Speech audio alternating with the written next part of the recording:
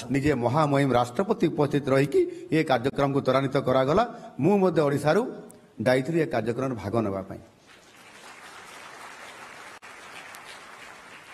एवं आउ जने बरपुत्र सेमिति जे कि जने शिक्षाविद थिले, ओडिशा सरकार प्रथम शिक्षा मंत्री थिले एवं पंचसखा जुगर से पंचसखा मध्य अन्यतम से थिले। गोपबंधुंकर जो उत्कलमणि गोपबंधुंकर जो आपंकर वन विद्यालय थिला से वन विद्यालय से भी प्रधान शिक्षक होकर शिक्षाविद हिसाब से शिक्षकता काम करुले एवं आमर जो बाणीविहार विश्वविद्यालय उत्कल यूनिवर्सिटी बाणीविहार रे जो प्रतिष्ठा है सी प्रतिष्ठाता थिले। एभली एक बरपुत्र को यथोचित सम्मान देवा और तांकरी नाम रे नामित करवा श्रद्धांजलि देवार बहुत कम रही। किंतु आम सरकार आसिला परे तांकरी नाम रे एबे एक शिक्षा विभाग रे जेते बेले 5T स्कूल हैला रूपांतरण हैला आपण माने समते जानी छंती एवं सेटा होची 5T माने आपंकर पूरा स्मार्ट स्कूल माने स्मार्ट ब्लैकबोर्ड आ ब्लैकबोर्ड नहीं स्मार्ट बोर्ड स्मार्ट रे क्लासरूम हबो स्मार्ट रो सबु हबो। ए प्रकार गत सरकार गोटे परिकल्पना करी भंगा कांथरे पुराणा कांथरे रंग देकी सुंदर भाव में चिकन करी स्कूल को नापी बहुत चेष्टा करते। तार भित्तिभूमि फैकल्टी अर्थात शिक्षक ये निजुक्ति रे बहुत कमी थिला। आज पर्यंत से स्मार्ट स्कूल शिक्षक नहांती। स्मार्ट बोर्ड किभली भाव में चलुथबो आपण माने शिक्षक जो माने अछंती जानि पारुथिबे। सेठी केवल रंग टिके देकी ये काम करदेले हुए नहीं। शिक्षक नथिले भित्तिभूमि नथिले पिला माने स्मार्ट हेबे केमिति। अनेक पिला माने जेते बेले प्राथमिक उच्च प्राथमिक विद्यालय जेते बेले से स्मार्ट स्कूल को जानती आप देखिथिबे हरण गुरण मिशाण फेडाण को पचारे से कही पारती नहीं। श्रुत लिखन लेखिबा से जानती नहीं।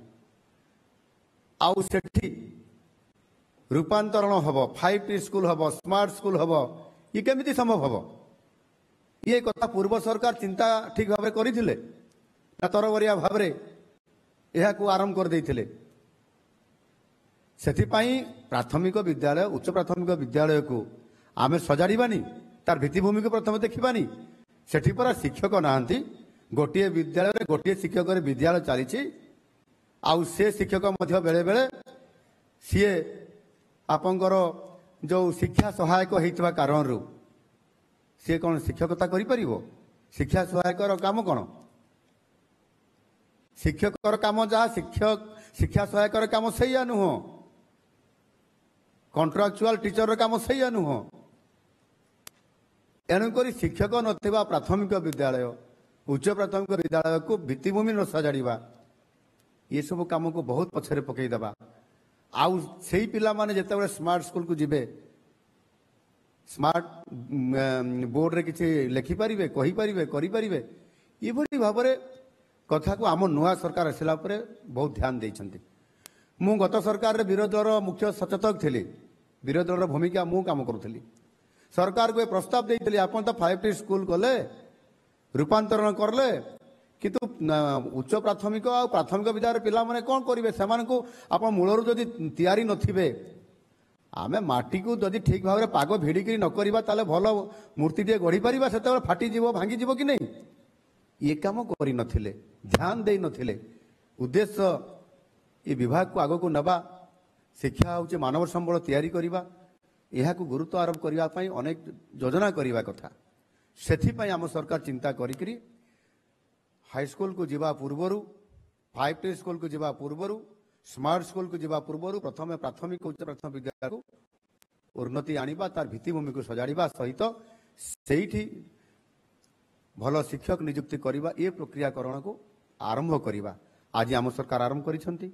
एवं यह को मध्य सेई ओडिशार बरपुत्र प्रथम शिक्षा मंत्री जे कि उत्कल यूनिवर्सिटी प्रतिष्ठाता गोदावरीश मिश्र पंचसखार अन्यतम सखा आउ विशिष्ट शिक्षाविद आमर बरपुत्र गोदावरीश को सामना को आनिबा तांकर नाम रे स्कीम करवा आउ प्रति पंचायत रे प्रथमे गोटे गोटे आदर्श विद्यालय प्रतिष्ठा करवा सी हेब high school feeder school smart school feeder school हम से पिला माने प्रति पंचायत रे विद्यालय गोटे आदर्श विद्यालय को सिलेक्ट होकर जीवे गरीब पिला माने मेधावी पिला माने से पाठ पढ़ी फीडर स्कूल स्मार्ट स्कूल को जीवे तेबे सीना ज्ञान बढ़िबो एवं सेमाने उच्च शिक्षा पाई एवं भल पाठ पढ़ी स्मार्ट हो पारे ये प्रकार चिंता आज आम सरकार करी आगे नेबा जाउछंती।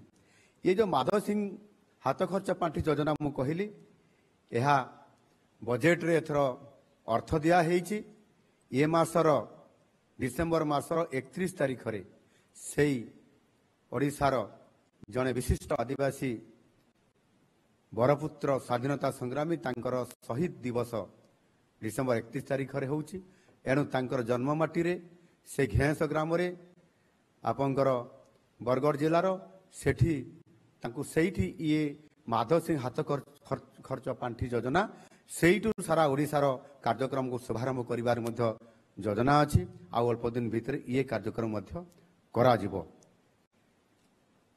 मु आपण मानकु सेथिपाई ये कथा आज आपण पाखरे मु आज रखिली। राज्यस्तरीय भारतीय भाषा उत्सव समारोह अनुष्ठित होउछि आपण देखुछन लोकसभा भवन सीधासळख चित्र जोठी मुख्यमंत्री मोहन माझींकर संबोधन सीधासळख भाबरे आपण मान शुणुथले।